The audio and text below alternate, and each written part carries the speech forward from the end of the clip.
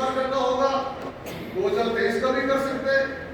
हमारे सामने ये भी एक प्रस्ताव है कि नोटा पे हमको वोट देना होगा, या वोट नहीं मतदान नहीं, भुगतान नहीं तो मतदान नहीं, ऐसे कई तरह के नारे आए हैं। मुझे लगता है कि इसमें हम लोग अभी बात करेंगे तो आधे ये बोलेंगे और आधे बोलेंगे नहीं, इसमें सहमत नहीं है। तो क्योंकि हम कोई भी नारा ले लेंगे तो मैं ये चाहूंगा, मैं मानता हूं अगर संगठन को मजबूत करना है तो जो भी नारे हम लोग बनाए वो वास्तव में एक जो निवेशक है, जो पीड़ित है, जो कार्यकर्ता हमारा, उस नारे को वास्तव में अपनाए और वो सब कुछ तय होगा हमारे इस जो हम लोग जो संगठन बनाएंगे, जो हमारी बात हुई साथी विजय जी से, आशीष जी से, पे हम लोग आज एक कमेटी का निर्णय आज हम लोग गठन करेंगे और वो कमेटी पूरे जिलों में कैसे आंदोलन करेगी, क्योंकि जो किसान आंदोलन हुआ देश का, हमारा भी कुछ अनुभव आंदोलन था, वो कई लंबे समय से आंदोलन कर रहे जनता के बीच में। आपका अगर जनता से जुड़ाव नहीं है, निवेशकों से जुड़ाव नहीं है, आप आह्वान कर दोगे दिल्ली के रो, जयपुर के रो, तो कितने लोग आएंगे, मारे जाएंगे हम लोग, थोड़े बहुत लोग भी। तो वो तैयारी करने की भी एक प्रक्रिया है, उस प्रक्रिया को हम लोग कैसे मजबूत करें, ये भी हम लोग नारे देंगे। हमारे जो सीटू है, जो मजदूरों का संगठन है, कोई राजनीतिक दल का संगठन नहीं है। सीटू और किसान समाज जो है, मजदूर किसानों को जो भी महाराष्ट्र के इस आंदोलन का आपने नाम लिया था, उसमें उसने जीत हासिल की है। उनकी रैली 5 अप्रैल को दिल्ली में है। पूरे देश के लाखों लोग मजदूर किसान, हम जो कार्यकर्ता है सारे वो भी मजदूर ही है, जो अपना श्रम बेचते हैं। मैं वकील हूँ लेकिन मैं भी मजदूर हूँ, मैं अपना एक मानसिक श्रम बेचता हूँ। जो अपने श्रम की कहता है वो सारे श्रमिक हैं और आप सभी लोगों ने अपने श्रम की कही है और आपको आज जो दिन देखना पड़ रहा है, मैं इस दर्द को महसूस कर सकता हूँ। तो मेरे दोस्त थे, वो भी ऐसे एजेंट थे, उन्होंने मुझे भी कहा, मेरे रिश्तेदारों ने भी कहा कि तुमको भी निवेश करना चाहिए पैसा, लेकिन मेरी राजनीति एकदम क्लियर समझ थी। मुझे पता था तो जो नई आर्थिक नीति 1991 में देश में लागू हुई है, कई तरह के सपने दिखाए हैं, लेकिन वो पैसा कहां पर कैसे जाएगा वो हमको अच्छी तरह से पता है, इसलिए मैंने वो पैसे जमा नहीं कराए। लेकिन आज मैं उन दोस्तों की हालत देखता हूँ जो गर्व से समाज में घूमते थे, आज उनको छुप के रहना पड़ता है। आज उनको ये देखना पड़ता है कोई निवेशक मेरे से टकरा नहीं जाए। मैं समझ सकता हूँ अगर कोई मुझसे पैसा मांगता है, क्योंकि उसने मुझे देकर पैसा जमा कराया। कंपनी को नहीं जानता, वो विजय माल्या को नहीं जानता, वो सुब्रत राय को नहीं जानता, वो किसी मोदी, आदर्श मोदी वाले, मैं वो नाम नहीं लूंगा, सारे मोदी वाले जो राहुल गांधी ने ले लिया अभी, तो वरना मेरे में भी कोई मान अधिकार हो जाएगा, मुझे उसकी कोई चिंता नहीं। तो मैं मोदी का नाम अभी नहीं लूंगा, लेकिन जो भी नाम है वो जो हम लोग देखते हैं वो इन हालत में वो स्थितियां हुई है। इसलिए आज मैं आपसे अपील करना चाहूंगा कि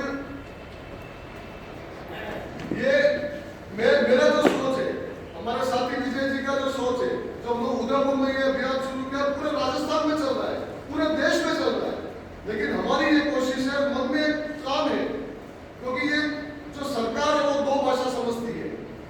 एक तो नोट की समझती है, वो नोट की सरकार तो उन्होंने बना ली, चाहे दिल्ली की सरकार हो चाहे जयपुर की सरकार हो।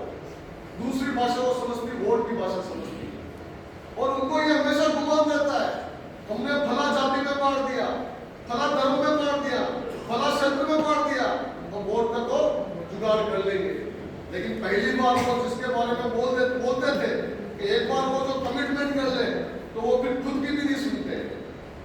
लोग कहते हैं ना, मोदी जी एक बार जो कह लेते हैं वो फिर पीछे नहीं हटते, लेकिन उनको भी 1 साल बाद पीछे हटना पड़ा किसान आंदोलन के सामने। तो क्या आज हमारा ये जज्बा है, हम लोग लाखों जो निवेशक है उनको दिल्ली पे घेर लेंगे। उन लोग भी बात कर रहे हैं अशोक गहलोत को घेरने की। अशोक गहलोत तो छोटा प्यादा है, उसके हाथ में कुछ नहीं है। ये जो मामला है, अशोक गहलोत से मिलने के लिए मैं मना नहीं कर रहा हूं, लेकिन अशोक गहलोत निवेशकों को पैसा दिला दे, ये संभव नहीं है। ये लड़ाई है केंद्र सरकार से, चाहे केंद्र सरकार अभी किसी भी राजनीतिक दल की होगी, उससे कोई मतलब नहीं है। और आज दिल्ली की जो सरकार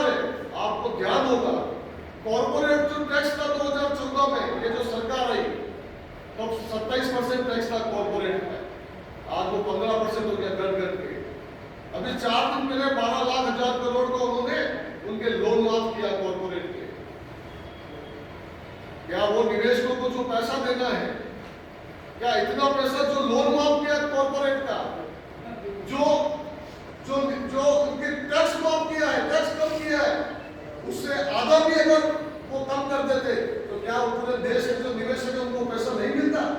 उनको सारों को पैसा मिलता। लेकिन सरकार किसकी है? सवाल ये बन रहा है। हमें कोई मोदी जी या अशोक गहलोत से कोई दुश्मनी नहीं है, न हमारे जन्मपत्र में ऐसा लिखा है कि हम लोग उनका विरोध नहीं करेंगे या फला पार्टी का विरोध नहीं करेंगे।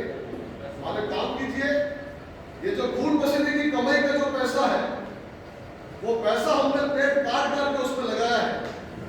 कैसे बच्ची की अच्छी शादी करेंगे, कैसे बच्चे को पढ़ने अच्छे IIT में मेडिकल कॉलेज में भेजेंगे, कैसे अच्छा सुंदर सा मकान बनाएंगे, कैसे अच्छी एक गाड़ी लाएंगे, कैसे बुढ़ापा में हमारा सहारा बनेगा, वो सारी स्थिति हम लोग देख चुके हैं। इसलिए साथियों, मैं तो आपसे ये अपील करना चाहूंगा, आज ये पहला जो कदम उठाया है आपने, उसके लिए मैं आपको धन्यवाद देता हूँ।